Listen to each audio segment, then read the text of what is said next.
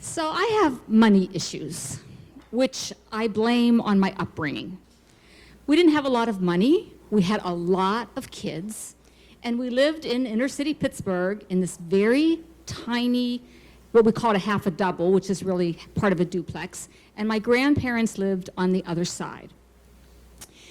And appearances were really important to everybody in my family.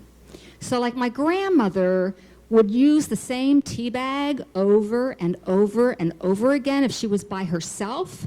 My mother would be like, Jesus Christ, you'd think she can't afford another box of Tetley, which meant that it was her mother-in-law and not her mother. And she would, sorry, lost my train of thought.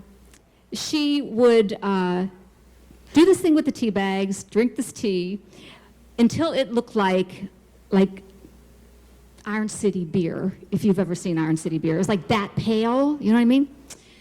But when her sisters came over, she would crack open the apricot brandy, and they would drink like they were all like lace curtain Irish.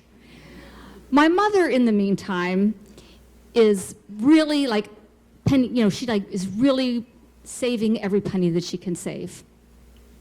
But she makes sure that we have the clothes that we need to go to school in and the clothes that we need to go to Mass in so that we look nice. But otherwise, she's always pinching pennies. So I say to her, Mom, look at these pants. I look ridiculous. Cathy Ann, I cannot afford new play clothes. Did you really think that you could have 7 kids and not have to clothe them? Then there was the whole Roman Catholic guilt thing, right? There's always somebody poorer than you. Don't be greedy. And if nothing else, you can give more money to the church.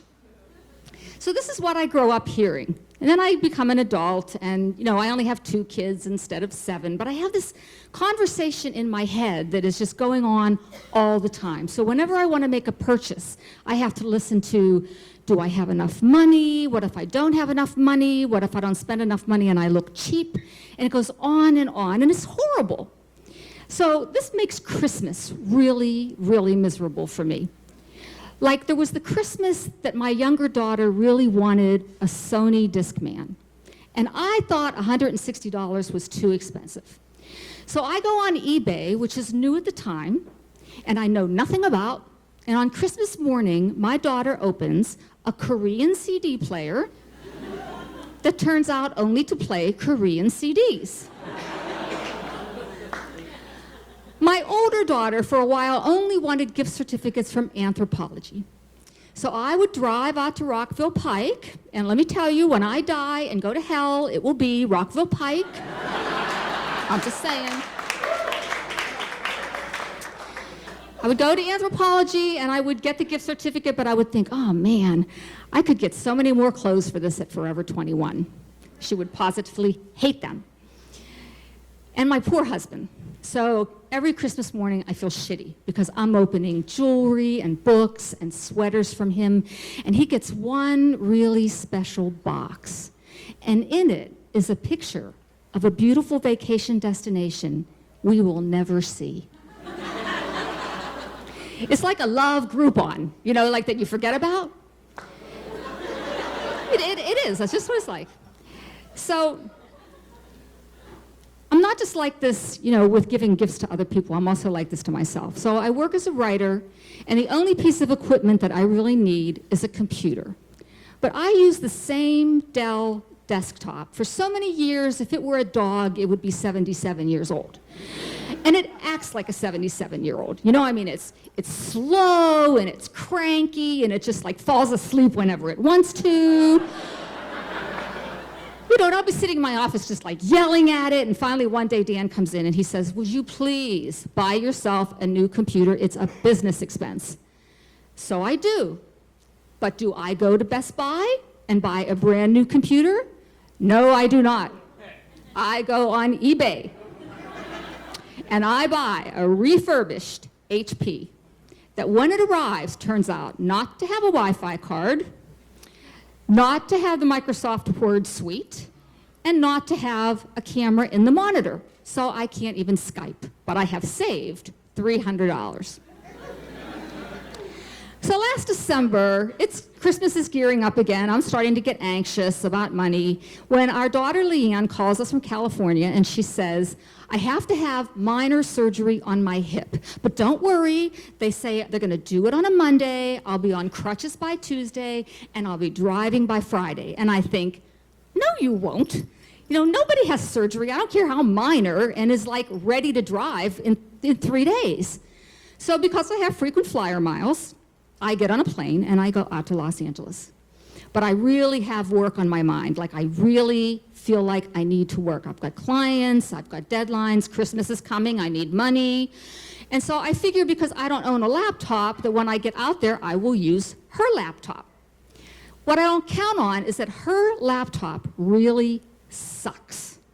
I mean, she's a starving actress. She's got this 8-year-old white heavy Apple laptop with a screen that's about this big, and you know the mouse pad doesn't work anymore, and there's this little tiny color wheel of doom. You know, which if you have a Mac, you know what I'm talking about.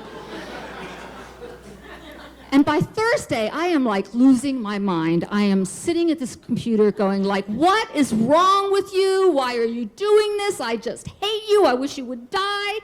And Leanne, who's laying on the couch behind me with a cold pack on her hip, says, yelling doesn't help. And I turn around and I say, how do you do this? How do you work on this thing? And she says, she's on her iPhone, she's tapping away. She says, it's really hard, but I don't like to complain. And I go, great. So I watch the little color wheel of doom for a little while longer, and then I text my husband, how much money do we have in all of our accounts? And a little while later, he texts me back a number. And I look at this number, and I say to myself, Catherine, the wolf is not at the door. The wolf is nowhere near the door. So I turn around and I say, Lily, I'm buying you a new laptop. Oh my God, you're kidding. No, you're not. Oh my God. I said, yeah, I am. It's gonna be your Christmas present for the next 5 years. But get up before I change my mind and let's go. So she gets up and she says, oh my God, if I'd known this was all it would take, I would have had you on my computer a long time ago. So we get in the car, she hobbles out, we get in the car, we go to the mall, we go to the Apple store. She is so happy talking about the Apple Air versus the MacBook Pro, till I'm sick of it. Finally I say, Leanne, get the Apple Air, it's the one that you want. Yeah, but it costs a little more money. I don't care, the cycle breaks here, you know? So I sign the credit card slip and I go out, and as I'm walking out, I hear her say to the salesman, you know, I keep thinking it's the Percocet, and I'm gonna wake up and it's gonna all be a dream. So I leave her there to do the registration or whatever, and I go out to the food court and I have a cup of coffee, and I'm thinking, shit, I know I could have gotten a better deal on eBay. I just know I could have. So I'm sitting there with my latte, and I see her walking toward me after a little while on her crutches, careful not to move her hip, and she's got this huge smile on her face, and she's carrying this, you know, white Apple bag with her new laptop in it. And I look at her and I think, you know, she looks for all the world like Tiny Tim. Really. And for once, I don't feel like Scrooge. Thank you.